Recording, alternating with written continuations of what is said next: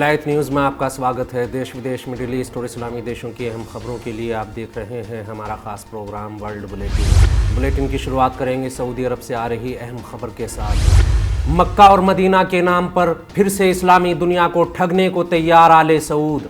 Saudi अरब के युवराज मोहम्मद बिन सलमान के vision 2030 के तहत एक बार फिर आले सऊद ने इस्लामी दुनिया को अपने साथ जोड़ने के लिए खाना काबा और मदीने का सहारा लेने की योजना बनाई है। सऊदी अरब ने घोषणा की है कि वो मेड इन मक्का और मेड इन मदीना के प्रोडक्ट्स लॉन्च करेगा।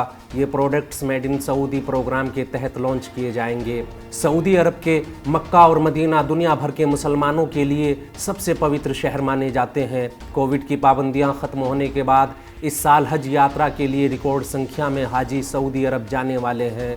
सऊदी अरब हाजियों को लुभाने के लिए अभी से कोशिशों में लग चुका है। सऊदी अरब ने हाजियों को लुभाने के लिए जद्दा में 9 जनवरी से हज एक्सपो 2023 शुरू किया है, जो 12 जनवरी तक जारी रहेगा। हज एक्सपो में ही आले सऊद ने घोषणा की है कि सऊदी अरब जल्द ही मेड इन मक्का और made in Medina products launch करेगा। हज एक्सपो में ही सऊदी अरब के उद्योग और खनिज संसाधन मंत्री ने कहा कि जल्द ही हाजियों और ज़ायरीन के लिए ये प्रोडक्ट्स लॉन्च किए जाएंगे। उन्होंने कहा, हम मक्का और मदीना में बने सामान की क्वालिटी को और अच्छा बनाएंगे ताकि उन्हें और बेहतर बनाया जा सके, और इस काम के लिए हम सऊदी हज और उम्राह मंत्रालय के साथ मिलकर काम कर रहे हैं। सऊदी अरब ने हाजियों को लुभाते हुए इस बार भारत से हज के लिए 2.25 लाख लोगों को वीज़ा देने का ऐलान किया है। इससे पहले सऊदी अरब ने कभी भी भारत से हाजियों की इतनी बड़ी तादाद को वीज़ा नहीं दिया था। यही नहीं, आले सऊद ने हज के लिए तय की गई आयु सीमा भी ख़त्म कर दी है। अगली खबर में बात करेंगे अमेरिका में ठप पड़े फ़्लाइट सिस्टम के बारे में। अमेरिका का फ़्लाइट सिस्टम फेल, बाइडन ने कहा उतरना आसान लेकिन उड़ान भरना नामुमकिन। अमेरिका में फ़्लाइट सिस्टम में अचानक आई खराबी के कारण इस देश की सभी विमान सेवाएं ठप हो गई हैं।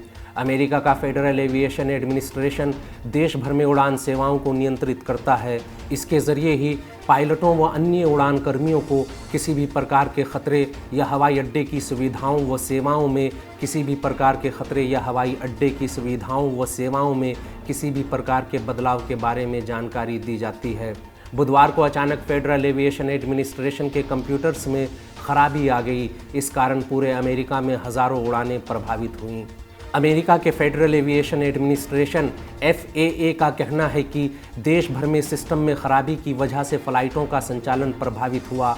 FAA के मुताबिक इस तकनीकी खराबी की वजह से अपडेशन प्रभावित हुआ, जिस वजह से फ़्लाइटें समय से उड़ान नहीं भर पा रही थीं।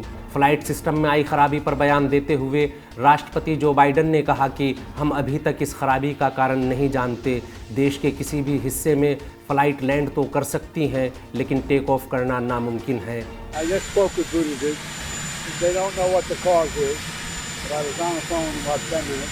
I told them to report directly to me when they find out. Aircraft can still land safely, just not take off right now. We don't know what the cause of it is.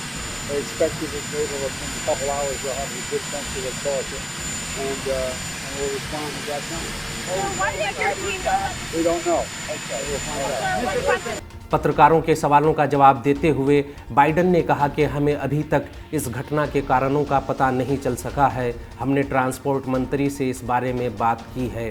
उन्होंने कहा कि FAA को भी अभी तक इस मुश्किल के कारणों का पता नहीं चल सका है। हमने इसकी जांच के लिए एक टीम के गठन का फैसला किया है। वहीं इस बारे में ट्वीट करते हुए FAA ने कहा कि वो अपने notice to air missions system को रीस्टोर कर रहा है। हम वैलिडेशन चेक कर रहे हैं और सिस्टम को रीलोड कर रहे हैं। इससे नेशनल एयर स्पेस सिस्टम प्रभावित हुआ है। वहीं अमेरिकी राष्ट्रपति जो बाइडन ने इस पूरी घटना पर पत्रकारों से बात करते हुए कहा कि हवाई अड्डों पर विमान सुरक्षित रूप से लैंड तो कर सकते हैं, फ़िलहाल सिर्फ उड़ान नहीं भर पा रहे हैं। उन्होंने कहा कि हमें नहीं पता कि असल दिक्कत क्या है, लेकिन उम्मीद है कि कुछ घंटों में तस्वीर साफ़ हो जाएगी और उसी के अनुसार आगे की कार्रवाई की जाएगी। हमारा आज का बुलेटिन यहीं ख़त्म होता है। देश विदेश, मिडिल ईस्ट और इस्लामी देशों की अहम खबरें जानने के लिए विलायत न्यूज़ से जुड़े रहिए।